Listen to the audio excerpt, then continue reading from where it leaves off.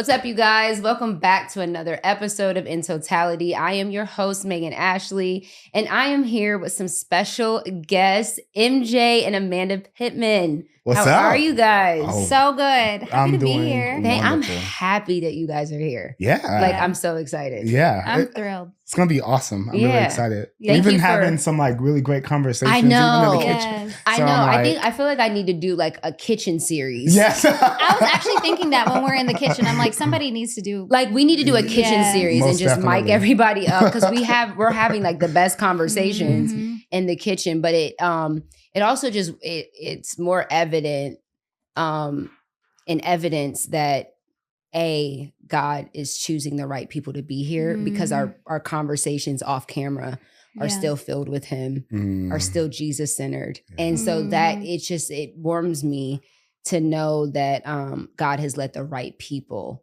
to be on this platform. Yeah. Because our conversations aren't different than what they are here. Right. So I just love that. And I'm so thankful. Yeah. And I can even feel a tangible difference walking into your home. I just felt the peace of God here. Wow. I felt the presence of God. Wow. You know, even overhearing you speak, I was like, this is where God loves to dwell. Wow. So I just wanted to say that. Thank you. Yes. You know, that's crazy because I was praying today. I said, just praying for this day and just praying for the podcast and praying for you guys and everyone that was coming today. And I just said, God, I just pray that from the second they enter in the home, that they feel your presence and that they feel something different.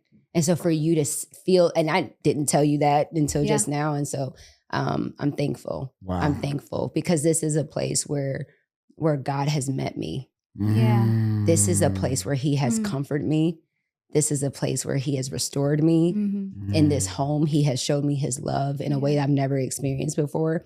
And so anybody that comes through the doors of my house, I want them to feel that because that's where this is the place where it was produced. You know what I mean? Yeah. And so I want them to feel that. So I'm so thankful. Yeah. And I'm thankful you guys are here. It's cool that it was like produced out of the overflow, right? Yeah. Right. Because he gave you comfort, but there was so much comfort to give that even two people walking into your home for the first time could feel that same level of comfort. We were on your couch, like, oh man, this is comfy. I take a nap. It's raining outside. It's cold. I know. That couch is dangerous because if you sit on it too long, you are gonna get sleepy. I always say, I'm like the spirit of El Shaddai comes on when you sit on that couch. So slaying on the couch. Yes. So I'm so excited. I was introduced to you guys on social media. I saw Amanda's content, and I saw you guys did another podcast together on the Dear Future Wifey podcast, and I just loved everything that you guys said. And I get so many people that ask me about relationships and relationship advice, and I know that was something that people wanted on this podcast, and I wanted godly relationships. Yeah. You know what I mean? Yeah. That Totally. godly centered relationships. So I just want you guys to kind of tell the audience, introduce yourself to the audience of In Totality, and you know how you guys met, just your story, how you have this strong rooted godly marriage, because it's lacking right now in our culture. So Yeah. So Michael and I met in an 8 a.m. Art of Acting class in college at SMU. What's interesting is that I was in a horribly toxic relationship that I had carried on from high school.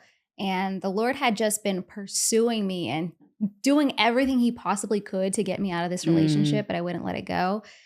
And then I had the nerve to like wag my finger at God and say, God, how could you let me experience so much pain? And I was just so short-sighted during that time, but it took so much out of me. I was just broken down so much by that. And so by the time Michael and I had met, we were just friends because I was still in a relationship.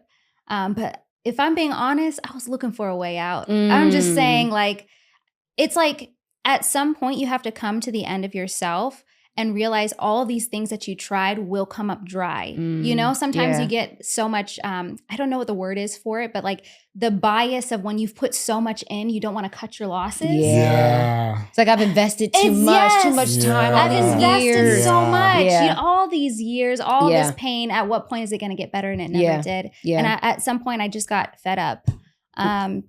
And also in that, the Lord was meeting me. Like he was drawing me back to himself. And so it was around that time that I left that relationship, and Michael and I started becoming friends. And you can share more about that. Yeah. So we started dating, and for me, I was always the type of person who said I wanted to get married early. I had seen my parents get married early and my grandparents. So it wasn't foreign to me, the idea of getting married when you're 20 years old. Now, when I think about it, I'm like, I would encourage any 20-year-old to get married. I say that all the time. I'm like, oh God. I thought to myself, we had the grace of God on our lives for sure.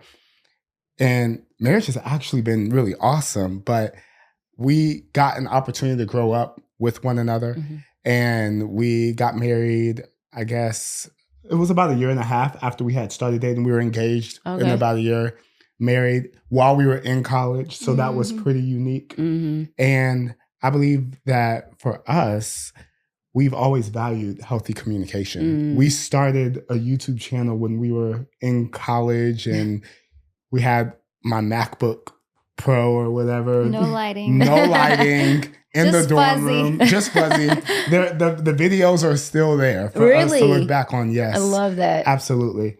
And gosh, it's been so faithful with us and to us. And I mean, when I think about, like I said, communication being one element of a healthy relationship, another healthy element of a relationship that I believe is kindness as well. I think that you can love someone and not necessarily be kind to them. Wow. And I am so grateful for not just God's love, but God's kindness. Yeah.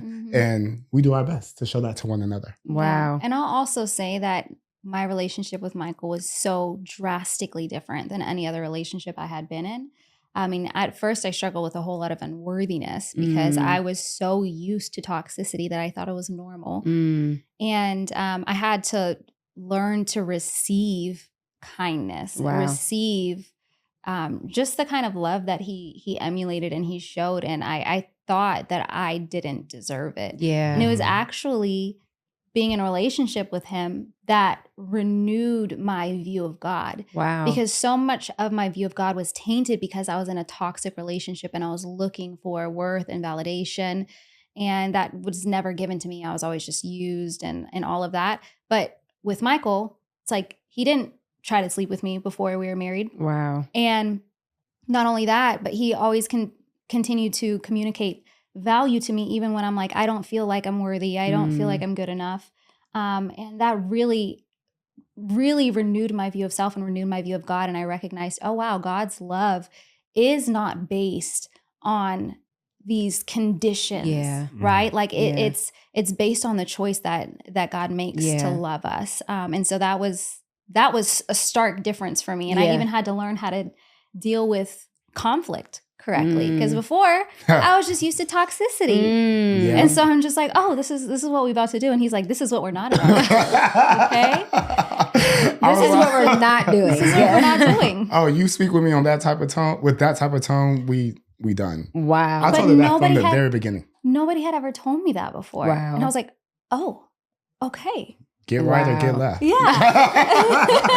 Wow. So tell me what that was like transitioning from a toxic relationship where you had adapted to so much toxicity in your responses and the way that you were able to receive love. How did you guys navigate through that? Because it takes time. Like I know for myself personally, I feel like God had brought me to a season recently where he was like, I just need time with you alone before I can allow you to be in any type of relationship, because I don't think I would be able to receive it well, because there has been so much damage, that I need to learn how to steward my responses better and stuff like that. And so, and I desire to have healthy responses and not fall back into those like toxic responses. So what was that like? What was that journey like for you guys? To navigate through that. So my story is a lot less conventional and not as perfect. Michael had been single for a while, but I tell people all the time, I really didn't have a true single season as an adult. So I'm 30 now. Michael and I got married at 20. We started dating when I was 19. Oh, wow. And before that, I was in a relationship, and, I had broken up with that person. It was a few months later, I got in a relationship with him. And I do think that that's less than ideal, less than what's best for most people. I think most people need to have time to heal and do things right. But what I will say is that God redeemed that situation for me, and he allowed me to learn in real time through relationship. Because a lot of times when we have unhealthy habits, we don't unlearn those unless we see differently and we get to practice in real time. And so all of the things that have been pruned out of me that are just very off-putting have all been in the context of relationship, where somebody can say, hey, Amanda, your breast stinks. You know what I mean? Hey, you got spinach in your teeth. Oh, wow, I wouldn't have known that, you know? And so that, I would say, actually helped me a lot. But I wouldn't say it's ideal for everyone. I'm not saying that that's the model. Yeah. I think people need to take time to heal. And I think you were blessed because you had somebody that was patient and kind with you. Because you know what I mean? And I was willing to kind of endure that time of you transitioning out of those cycles and habits. And I don't think that, I think a lot of times people aren't patient with people's healing. You know what I mean? Like they're not patient enough. They just want you to hurry up and change. Sure. I'm telling you it's wrong, so fix it. And it's like when you have been in cycles of toxic responses and toxic just relationships, like when that has been fed to you, it takes time and it takes a merciful God to heal those things. But I feel like we're not as patient, in love as we should be. And I think that's what makes your story so different too. I would agree. Yeah. I'm just curious for you, when God told you that, do you feel like it was in the context of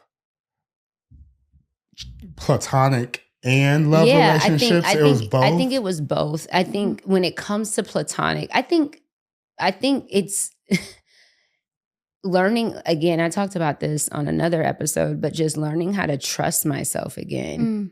That I'm getting in the right relationships, both platonic and romantic. Sure. And that it has taken, last year took an extreme hit to my confidence in those areas, and learning. And I think that that's a trick of the enemy too, to keep you paralyzed in that, like, all right, are you sure? You know what you did last time? Right. You're the problem. So you don't deserve to be in a relationship. That person left you, or or whatever. And so I'm trying to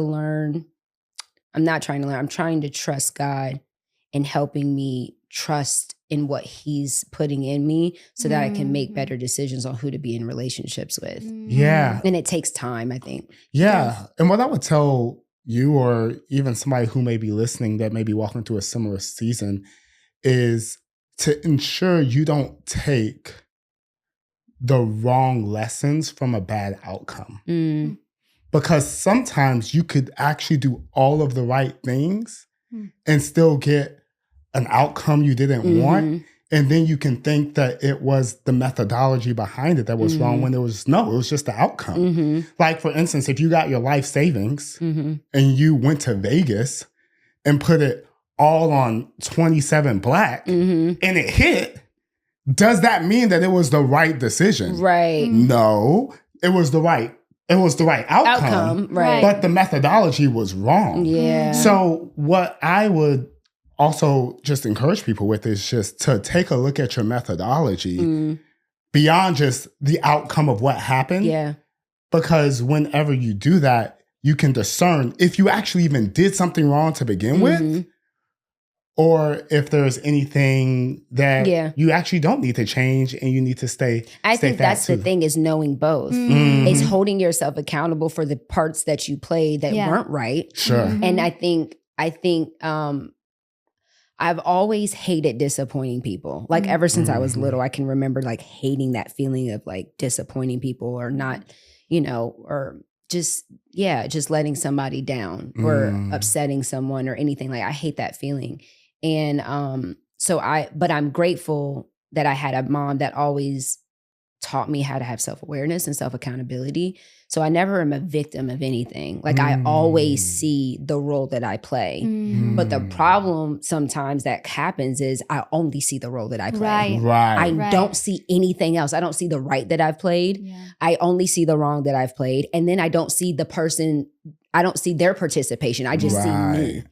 And I think that there has to be a healthy way to steward that, because you do need self-accountability and self-awareness, but not allowing the enemy to turn that into self-hate and turn that into doubt in hating yourself and not trusting, yourself, which I don't want to trust Megan. I want to trust what God does through me in me. I don't really, because I can't trust myself. If you leave me to myself, the Bible says the heart is deceitful above all. Most definitely. Right? So I don't want to be like, oh yeah, I can try, like have all this confidence in me. I want to have confidence in what God is doing in me. And that sometimes is a hard balance. I mean, it's just like the reality of this walk with Christ. That's hard. For me right now in this season of my life, that feels hard. Well, and I think that that's where discipleship and community and a board of trusted advisors comes into play. Like I think about Amanda and I's relationship. I had the self-awareness to know I'm 20 with hormones. She's fine. It is possible that I could be seeing things through rose-colored glasses.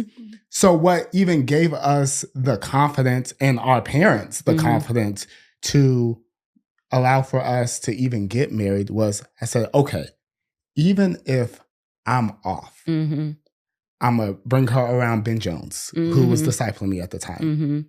I'm going to bring her around Earl and Onika, who were our pastors at the time. I'll bring her around my mom. I'm going to bring her around my auntie, who ain't even saved, but she kind of crazy. You always need that one auntie that ain't really saved. It's like, Lord, just let her in the gate, because she was the one who kept it real. Like, let her in, Lord.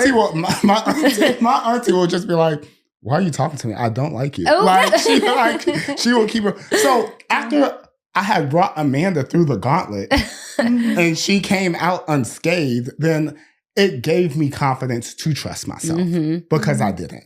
So that's one thing that I would say that kind of aligns to what you mentioned and also overlaps with our story. Yeah, I love that. I love that. I think people need to hear more stories like this, that I was in a pattern of toxic whatever, and because someone patiently loved me and was kind, how it brought you out of that. And it was showing the mercy of God and the kindness of God. Like you saw God in a different way because of how he loved you. And I think that that's the thing that I feel is missing so much in relationships. And we talked about this a little bit on our Zoom, but we're missing the right person, the right man to pick, the right woman to pick. We're missing it. And there are all these conversations on the alpha male and, the submissive woman and all these things, but we're missing the root of what we need to have a successful relationship and to have a thriving marriage, not just a marriage that, exists, but like thriving, like you're growing more in love, you're growing more in patience, you're growing more in kindness. Like I don't see that as much as I see the other. So what do you guys feel like the disconnect is right now in the culture when it comes to relationships? Okay, so my personal opinion, you can totally give your take, but my personal opinion is that so many men are not fulfilling their responsibility as men, as godly men, to be who God has called them to be. Yeah. And because of that, women are doing a lot like what you were saying. Like I'm taking on more of the blame. I'm taking on more of the burden than I need to. And this is not on any man hating spirit, because I honor my husband. I honor masculine headship. I love it. I think we need it in our society. But when it's lacking, when the standard is so low, when the bar is so low that, a man knows, hey, a woman will compromise her values. She won't listen to her friends to be with me.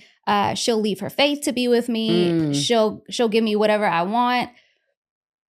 he knows, okay, the bar is low. I don't have to go higher. I don't have to have a standard. Right. I don't have to have a standard.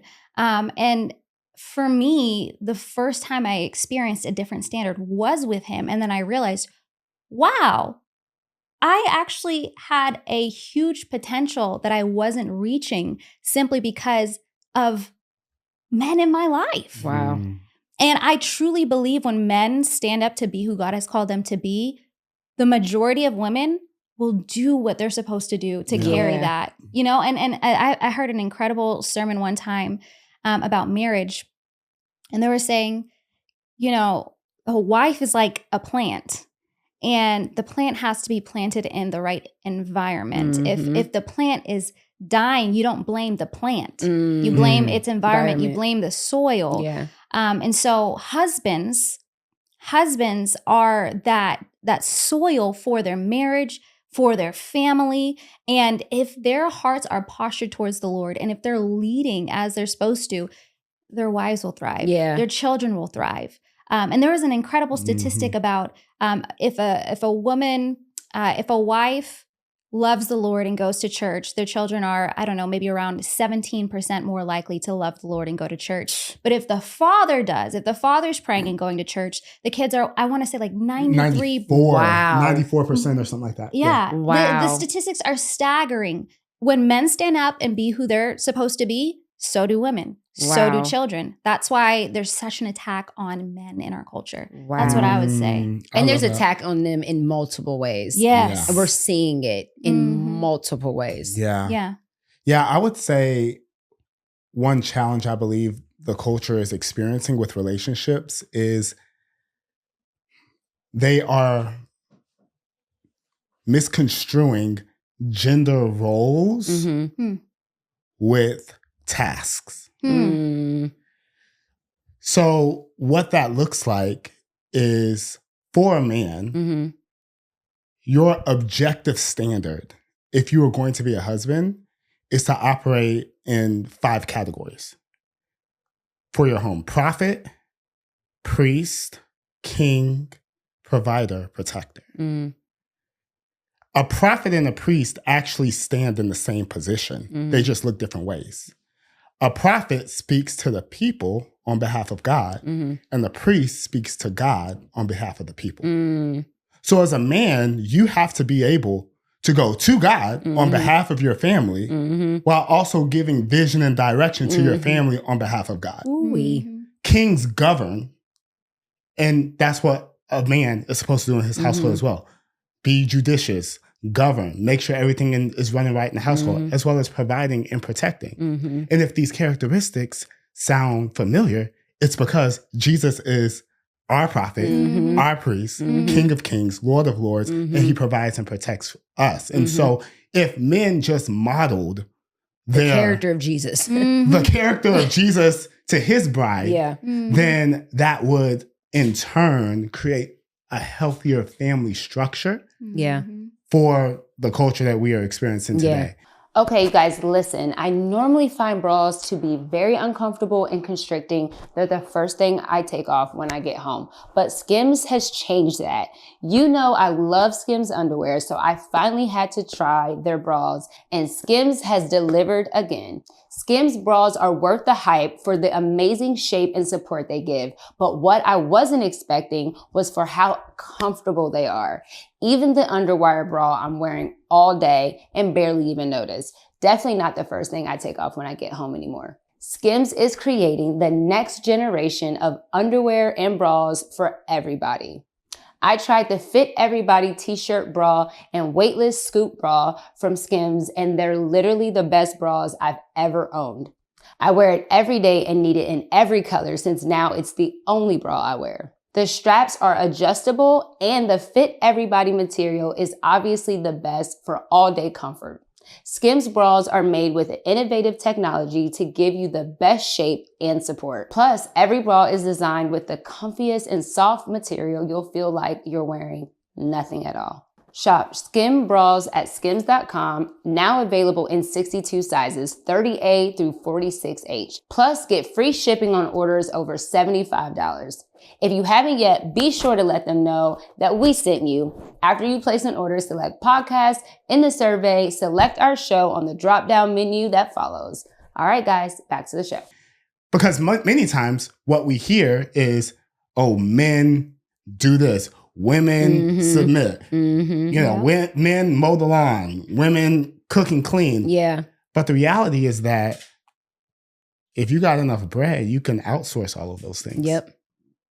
But you can't outsource priest, prophet, king, provider, protector. Wow. And so that's the objective standard that we have to hold on to. And I think that when the culture begins to acquiesce to that, then we'll be further along. Do you feel that, so when you say protect and provide, we hear those things, and a lot of men hear that and they think, yeah, like, I'll protect you, I'll be strong and fight for you, right, physically, and I'll provide. Here's the bills are paid, you got food in it, like what?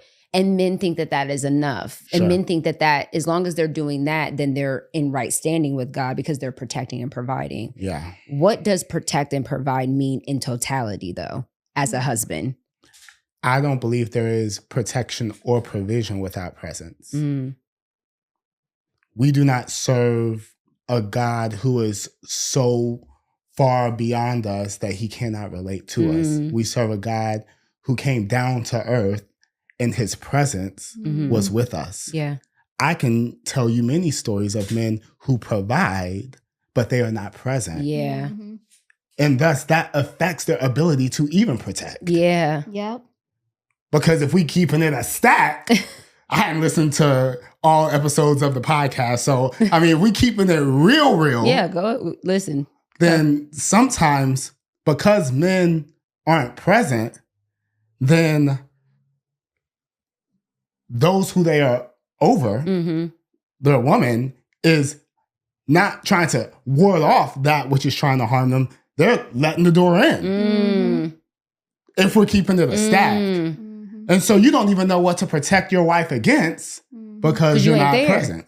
You're not there. Wow. And so you can't have provision and protection in totality without being present. Yeah. That's what I would say. Wow. And so and how do you, when it comes to you guys' relationship, how do you provide and protect outside of the physical, like her mental, emotional, spiritual health? Because I think that I feel like we're just lacking a lot of discipleship. You know what I mean? Yeah. For men and women. Yeah. Knowing the care, and I think too, just knowing the character of Christ more intimately, and knowing and having like an intimate relationship with God so that you can be able to see and decipher the character of the people that you're choosing. Yeah. Do you know what I mean? Like if your character is in no way aligned to the God that I say I serve, what business would I have being with you? Facts. And I tell people all the time because I have been married,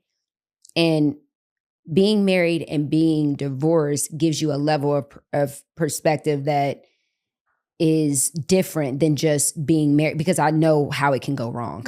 Really? So it gives you a different level of wisdom because I know how it went wrong. And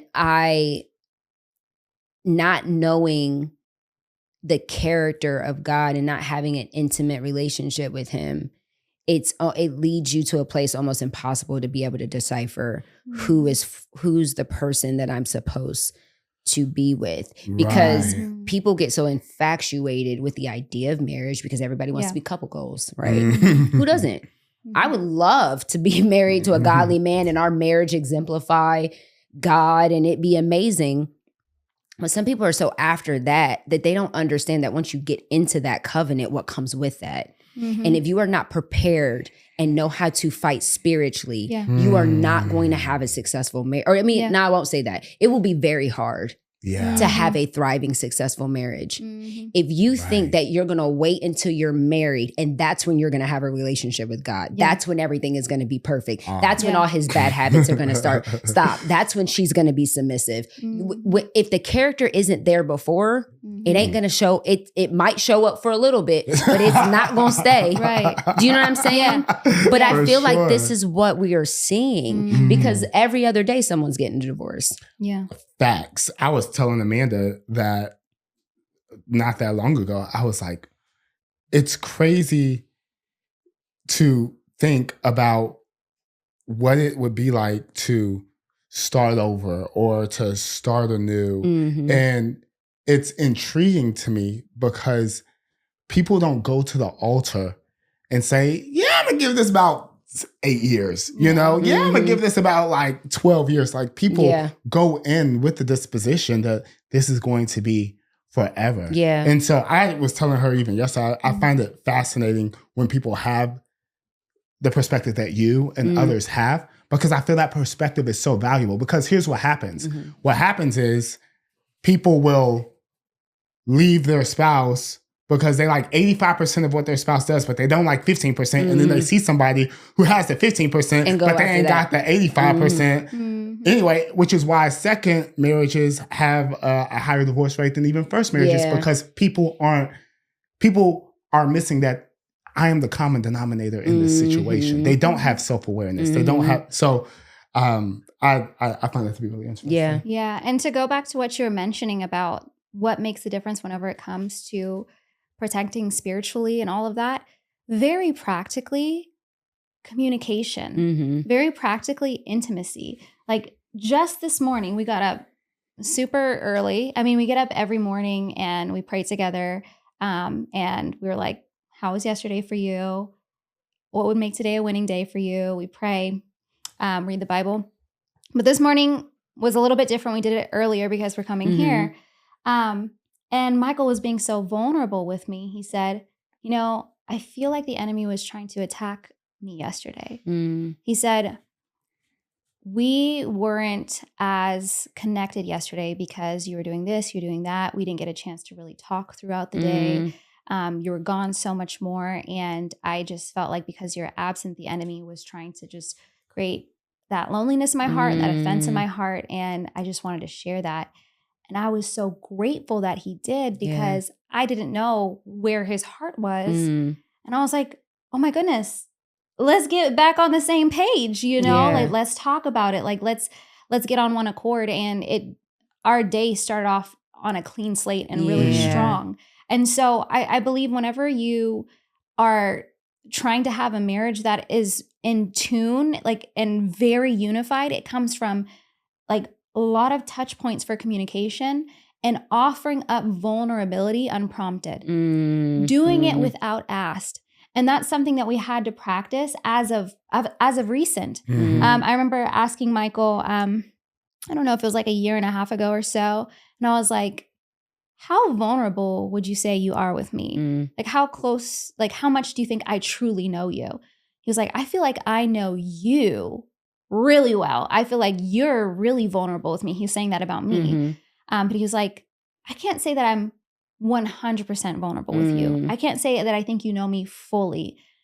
And I said, you know, I don't necessarily think that there's anything that I have done to create that. And he's like, you know, I think that we need to work together to create those moments of vulnerability so that we actually practice it. And so we started practicing moments of vulnerability. And the way that we do it is we start with surface level things so that it's safer to go into the deep things. Because what used to happen is I would mention vulnerability and Michael's like, I can't be vulnerable with you. Because anytime he's thinking about vulnerability, he's going off the deep end. I'm like, oh, you want vulnerable? I'll give you vulnerable. I'm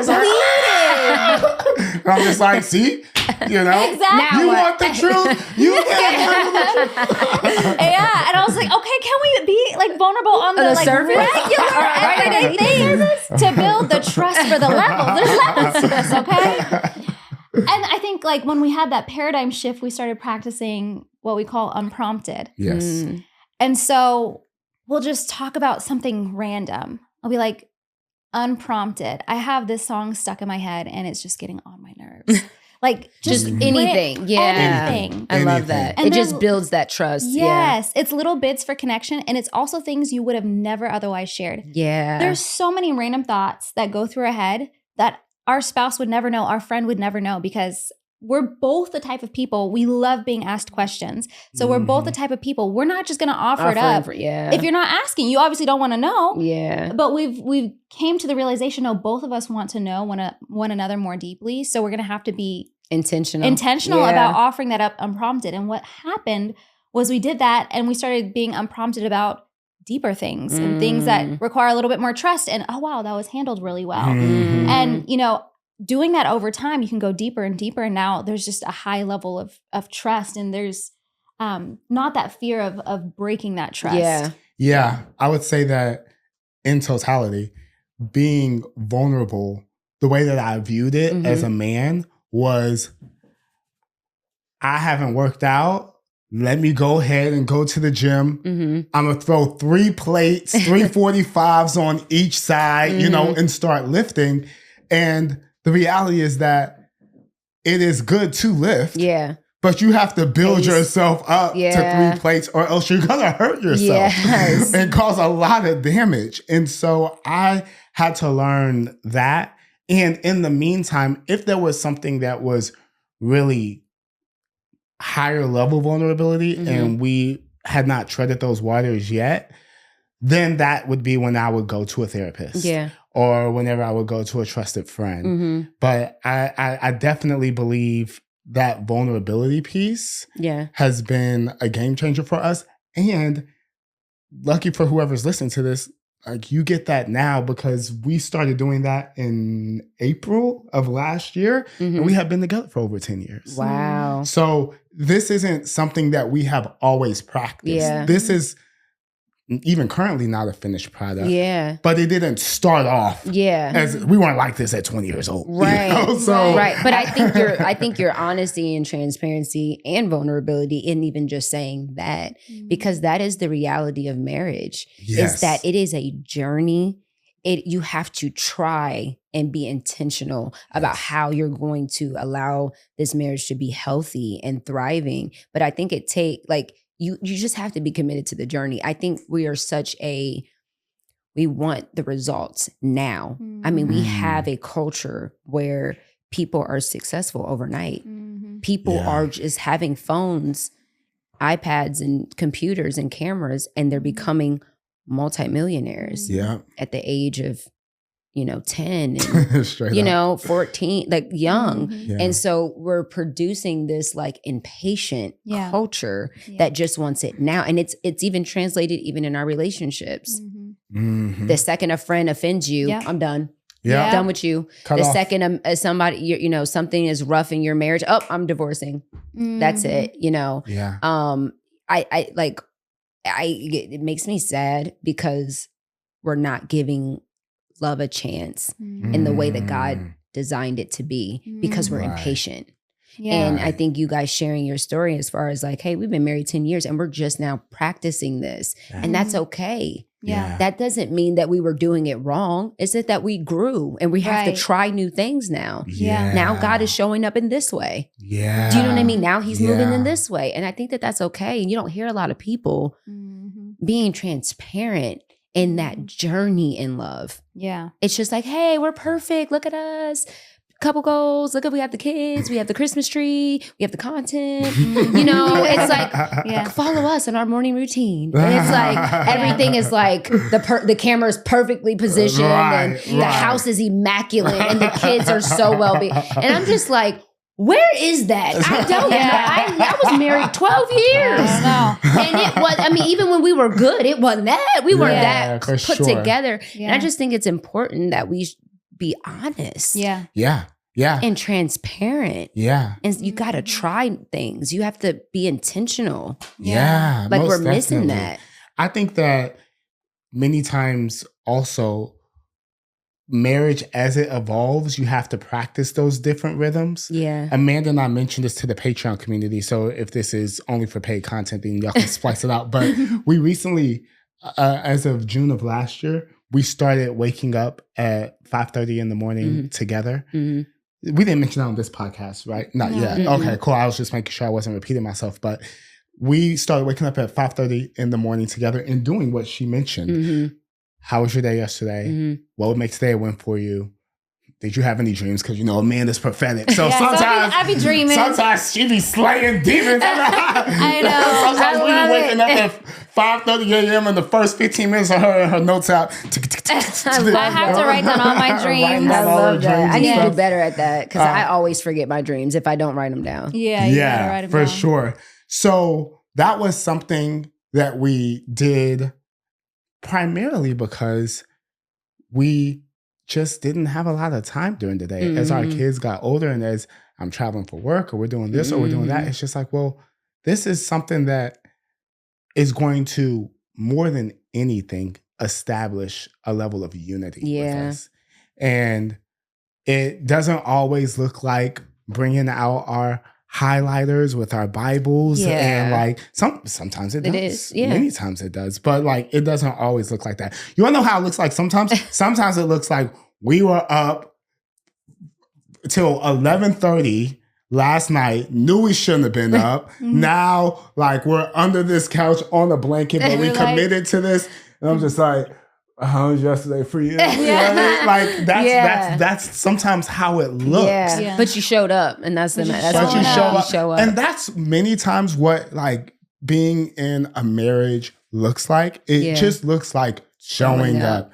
It's not glamorous. It's not mundane. Yeah. It's not clean. Yeah. Those dishes have been there for a couple of days. Like it's just not. I blame Disney. Disney because Disney made it to where it's Prince Charming and happily ever after. And I'm just like, yo, Prince Charming, does he work? Yes. Where are y'all kids at? Where are your kids? Yeah, for sure. Yeah. But I think that Disney mentality is what we're seeing in culture. Yeah, for sure. Everything is a fairy tale. Yeah. Look, the trips and the vacations and the bling and the gifts and the cars and the content, and it just seems so much like a fairy tale. But coming from a short time in the industry, I saw so many people who had perfect lives on camera and who were hurting so much off camera.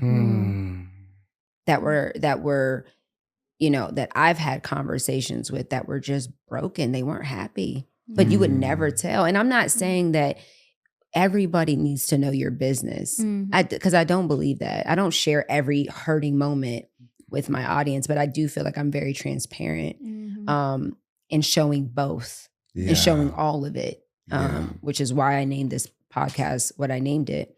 But it grieves me because these are what our children are looking at. And are we giving them a fair chance? Because we're just showing them all the good. But we're not showing them the work. We're not showing them the perseverance. We're not showing them, we're not giving them any, faith foundation. We're just saying, hey, work hard, make content, create a product, generational wealth. You got to work hard so you can get generational wealth. But we're not talking about generational spiritual wealth. Right. You're depressed, but you're wealthy. But you're depressed. Do you know what I'm saying? You have all the things and you're miserable. When you sit at home, when you're alone, you're miserable. Or there's a void still, like when you're really hungry and that just like that emptiness that you feel. And I know that everyone has felt that. Not knowing that God so wants to fill that space for you. But when this is all we see and I'm not even just talking about in the secular industry, we're seeing this in the church. We don't have enough people of God that are standing before their congregations and being vulnerable and transparent and repenting. And we don't see that. And it grieves me because I'm just like, what are we setting our kids up for? And that's why it's so important to me to share platforms with people like you who love God, make them the center of their life in all ways. because I spoke with you for 2 hours, and that was not supposed to be a 2-hour call, but we were just going and going. And, but I know that God is the center of your life personally. And the way you spoke about your husband, and she just honored you. I mean, the way she spoke about you, I know that he's the center of your life. And then you come together and he's the center of your marriage. And then you have children and he's the center of your family. Exactly. Do you see what I'm saying? But we're not making God the center of our lives individually, collectively. Right. And it just, that was kind of a tangent, but no, it was a good rant. I'm just like, it grieves me. Yeah. And I think a lot of times we don't show people what it actually looks like. Because I said earlier, man, being with Michael was like a model, an example that actually renewed my mind. I didn't know how to walk in health because all I had seen was toxicity. And so we can't expect people to walk in something they've never seen. And so what I found that has made a really big difference is if we did a marriage retreat. We were in a marriage retreat, and Michael and I had recently had, I wouldn't call it an argument, but it was like this could turn into an argument if it's not handled the right way. Right. And so we actually role played that in front of everyone. And that was the number one thing that made the biggest difference. Wow. The thing is, a lot of times people don't know what it actually looks like. We're talking about, this concept, that concept. Okay, show me. Show me what that looks like. You know, like actually walking through conflict together. And so role play is big. Huge. But people only want to do that in the bedroom. It's like you role play. You talk about role playing. I didn't want to make that joke on your podcast. But seriously, it's like, no, role play in your bed. If you're married, go for it. The bedroom is undefiled. Do what you got to do. Have fun because you should. It's godly. Go have fun. But it's like role play. Like I worked at Chase Bank for a long time, and we had to go through role plays every morning. We had to go through real life situations. What is your response to this? Yes. And I think that is important to do in your marriage. Yes. Yep. Yes. Okay. Absolutely. You need, like say there's an argument, you have an argument, and then after you kind of settle things down, you exchange the needs that you need. I needed more of this. I needed more of this. Okay. Let's role play. Exactly. Right now. Yeah. Okay. So let's replay that conversation and let's give each other, what does that look like? Do you know what I mean? Because everyone has a perception of what, everyone has their own idea of things. Kindness can look a way to you, but it might look different to you. Okay, so what does that look like for you? If you say you need more of X, Y, and Z, what does that look like? Yeah. Right. We're not going that level deeper to like really heal and have a firm foundation. We're just, I need more of this, but you're never practicing it, Yeah, for sure. Yeah. And I think that one of the things that stuck out to me about that situation at the marriage retreat is we were counseling couples, one couple in particular who we spent quite a bit of time with after the retreat was over, and they had been married like 34 years.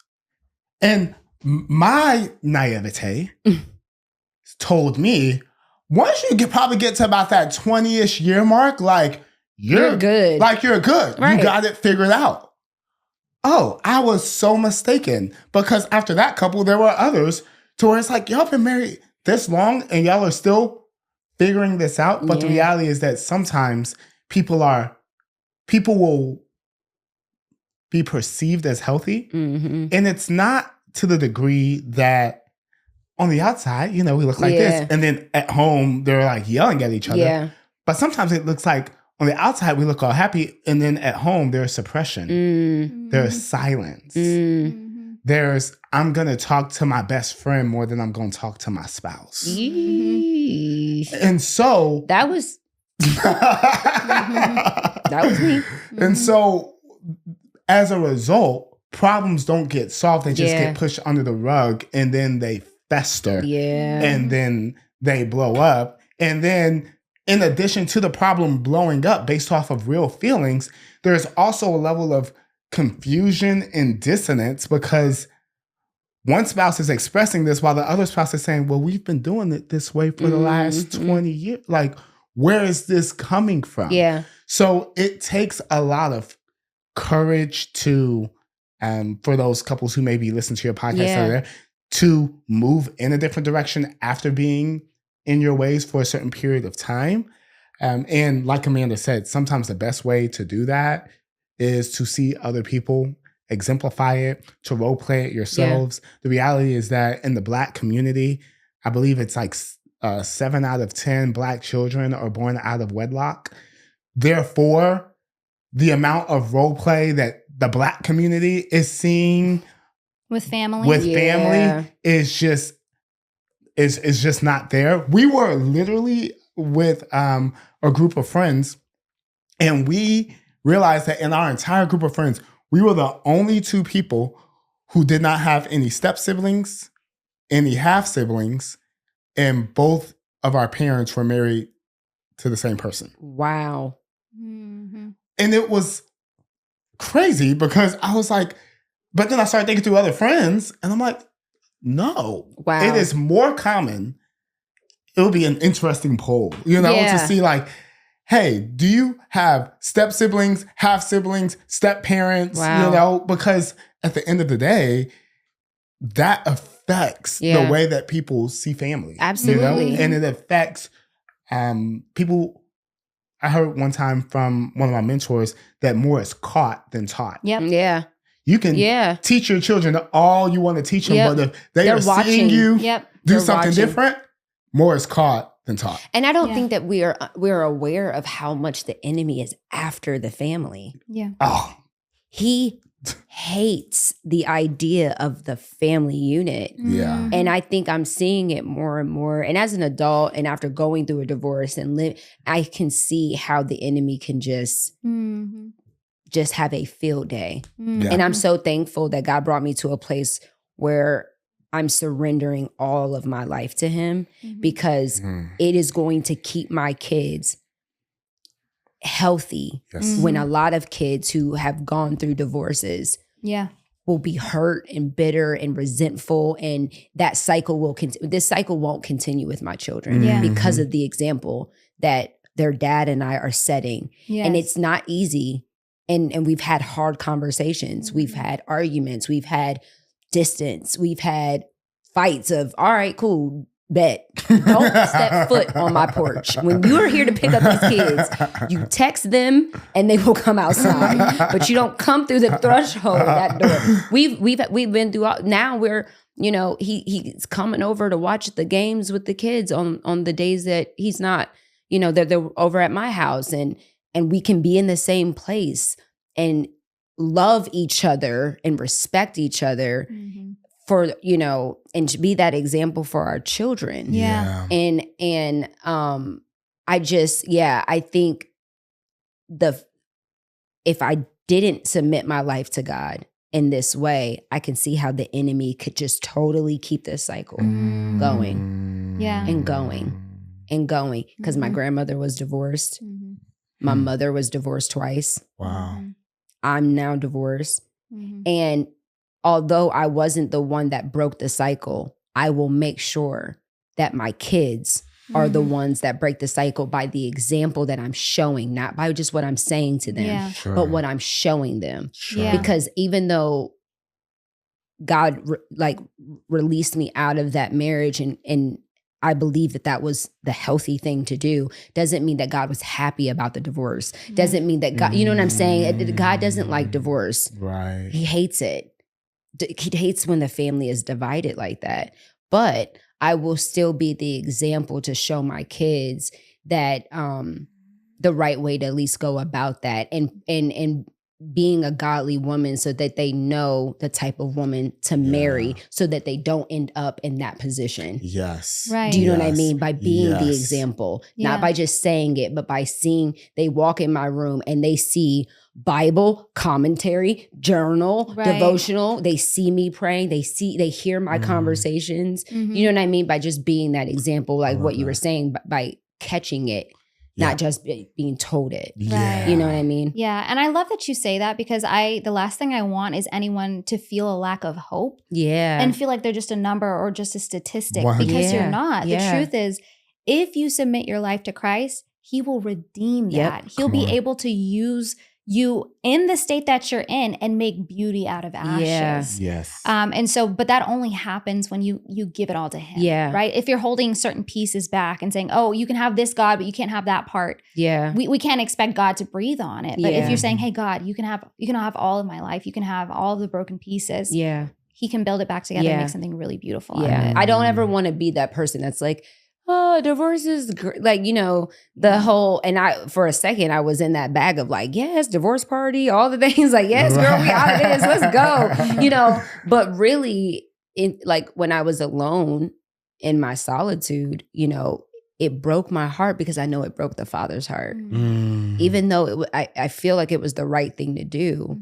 I know that it broke his heart. And so therefore it broke my heart. There were pieces of me that just were so sad that we could not get to a place where our marriage glorified God, because that's where it was at. We weren't at a place where it was glorified. We were awful to each other, you know? So, but I don't ever want to have a platform where that ever gets misconstrued, because I'm not celebrating the divorce and I'm not glorifying divorce. Right. I'm glorifying God and what he can do and how he can redeem and how he can restore and how he can save and comfort even in the hardest of times. So I don't ever want that to be mistaken, because I believe in God's word.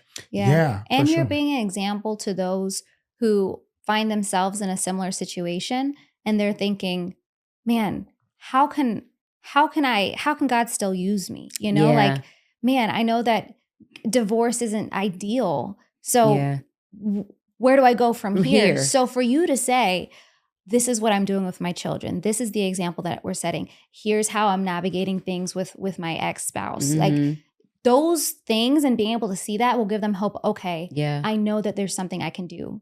So there's a need for that, right? And like, can I say that unprompted vulnerability? Yes. I've never labeled, I never said that thing, but I'm just thinking back, like now that my ex and I are trying to work to have a healthier relationship, we're having more moments like that unprompted where he'll say, hey man, like I'm struggling. Like this is hard. And then I'll text him, I'm like, I'm having like a hard time with Jonah. Like I'm struggling. I feel like it's my fault. Like just being vulnerable with each other, but it's building this level of like trust with one another where we can be on the same team. Even though we're separate, we can still be on the same team for our children. And it's been something that I'm grateful for because I don't hate my ex. I love him. That's good. I don't think we were healthy in a relationship, but he is my family. He is the father of my children. How dare I not pray for him? He is leading my kids. You know what I'm saying? Like, how dare I not, you know, be there for him or, you know, any of those things. That's the father of my children. And I want to honor him even though he's not my husband. Do you know what I mean? So I never want to be an example of yes, girl, single, boss. No. No. I honor him because he is the father of my children. I'm always going to honor him in that way as best as I can. I'm trying to do better at that because I want my kids to know that's how you honor a man. And I feel like that's reflective of Christ. Like I heard it recently said, Jesus asked the Father, forgive them for they know not what they do, while he was still bleeding. Like, it wasn't like he was resurrected, got the victory, walking down, ascended, seating on the right hand. Like, no. While you are hurting me, I am praying for your forgiveness. And that takes, you know, man, that takes so much discipline. Well, and that's why, and that's why I wanted to commend you, because like you're actually showing the love and the heart of Christ being in your situation to take that step. And what I would say is that, as I mentioned before, more is caught than it is taught. And so, yes, I believe that Jonah, and I believe you have another child. Caleb and Eli, Caleb and Eli, right? Like we pray that they find godly women in the future to where when they, you know, walk in their dorms, there are commentaries and Bibles all on the ground. And what is even going to be more beneficial to them is that they are going to go into those situations with such a high degree of healing and wholeness that that's who they're going to attract anyways. Yeah. And they're going to be able to discern the counterfeit Christianity and, oh, they're coming by. Let me, pull out Spurgeon, versus someone who is actually walking with the Lord. Because in today's day and age, deception is so prevalent that maybe in the times of our parents, there was, I need to choose what's between right and wrong. And now it's about discerning what's right and almost right. Yeah. What's right 100% versus like right 98%. Yeah. And it requires a high level of spiritual discernment that often comes through healing and wholeness. And so I just want to commend you, like on the mom side, for you doing what you're doing. Well, and it wasn't always like that, because like I told you, there was a point in time where I said, do not come to this door. There was a point in time where I was ignoring texts and I just was, I'm like, I ain't your wife. I ain't got to be nice to you. I ain't got to respect you, and that just, and God, and in recent time, I'm so glad God has done it. It didn't take 3 or 4 or 5, 10 years. It took months for him to work on my heart and heal my heart. But I know he's real because of the evidence of that. I don't even have an urge to do that anymore. It decreased. The more and more I got closer to God, that decreased. I didn't want to fight back. I didn't want to retaliate. I didn't want to respond negatively or in a toxic way. It decreased more and more as I got to know him more and more. And so for single moms, my encouragement to you is have a relationship with Christ. You want a better relationship with that man, with your children's father, or what? Have a deeper relationship with Christ, because it may not change him, but it will change you. So good. And but we have some questions from Patreon, because my Patreon community is amazing. And so if you guys go to my Patreon, there's a phone number that I have specifically for you guys to send texts and voicemails and ask questions. So we have some relationship questions that I hope you guys can help us out with. Okay. Yeah. So this is from, let me see if we have a name on here. It says, I'm struggling in my marriage. I've decided to go all in with God, and my husband doesn't seem interested. How do I know if I should stay or go? I need clarity, and not what I want, but what God wants. So how does, and I know I can relate to that. But as a godly married couple, how should somebody navigate through that? The first thing I would say is be patient and be humble. Patient, because this is a temporary season. If you're truly seeking the Lord and praying for your husband, it's only a matter of time before his heart starts to shift. But also humility, because there have been times in which I am so on fire for the Lord. I'm seeking God like crazy. And it's just not that kind of season for Michael. He's walking through a season where it's just like a lot more spiritually dry, and he's just kind of like wading through. And guess what? I've had many seasons where I'm completely spiritually dry. And what I need more than anything is somebody else to speak the word over me, to speak life into me. And so I think whenever we're on a spiritual mountaintop, we can forget what it's like to be in that valley. And it's easier for us to judge when we're on top and looking down, like, you're not doing this, you're not doing that. When in reality, that spiritual high doesn't last forever. You're gathering your oil and you have all of this oil. That's amazing. That's incredible. And you have to continue seeking the Lord for that. But there will be a wilderness season. We all go through one. Have the humility to say, you know what? I know I'm going to need this at some point. I'm going to keep praying for this man. I'm going to be patient for this man. And I'm going to trust God with him. And what I would also say is that, Michael's busy season for the work that he does is springtime and fall. It's just, that's when he gets so many more clients, and he's just traveling a ton. And it was just this past October, we were out on a date to sushi, and I was like, by the way, how has your walk with God been? And what did you say? Dry. It's so funny that you mentioned that, because I was like, whenever she was talking about, sometimes, you're spiritually high and they're dry and vice versa, I almost interjected and I said, October, Yeah. August. You know what I mean? Like, we're not talking about 4 years ago when we were experiencing like spiritual dryness. I was experiencing spiritual dryness 90 days ago. Wow. But then here's the thing. July, I was like, August. shut down my whole ministry. I don't want to do any of this. I don't want to live for the Lord. Like, and I needed him to carry me through that season. I was not strong during that season. I wanted to give up on everything. And so and if you've gone through enough seasons like that and you don't have pride in your heart, you're going to be able to say, okay, I know I'm not going to be batting 1,000. Let me have patience and humility in this, and let me pray. Because if you love the Lord, you know that the prayers of a righteous person are powerful and effective. So good. There's a scripture. I'm trying to find it. And I don't even have my phone to like quickly search it, but it basically talks about what was happening was women in the church were getting saved. And they're like, all right, we're saved now. So I guess now we get to leave our husbands, right? And Paul's like, no.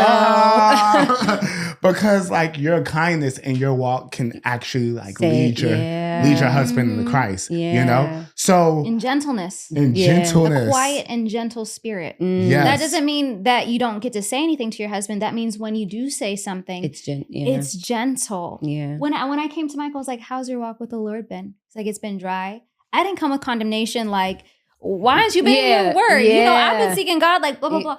And I was just like, you know what? We'll seek him together, you know, like what's one thing that you can do this week? I think I said, what's one thing you can do this week that would just cultivate a better relationship with the Lord? And then after that, it was just like, boom, things changed after that. Right. That was gentle. You know, if I had a critical spirit, then that would turn my husband off towards the Lord. Most definitely. And what I would also say too is, honestly, that dryness was circumstantial. I was on 12 flights in 6 weeks. Like I was flying all over the country. I was tired.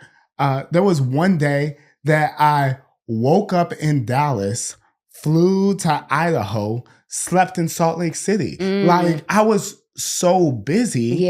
And it just made it difficult, you know? But then because my company, I work with schools and colleges and universities, those are my clients. When they're slow, like I'm slow. So, you know, I'm not helping nobody during finals week. So we get to, you know, January, end of November, December. Now we're in January. Look, I got my bottle ready. You know what I mean? I'm like, oh, I feel really, really great.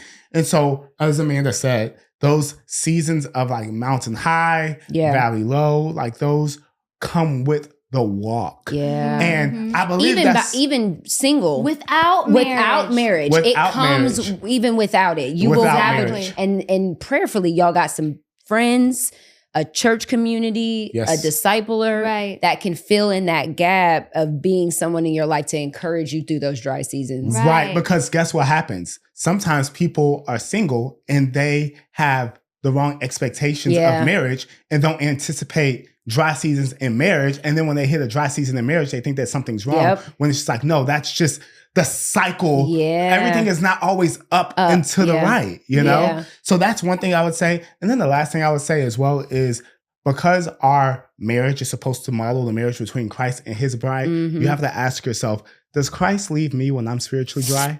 Yikes. That's so good. Yikes.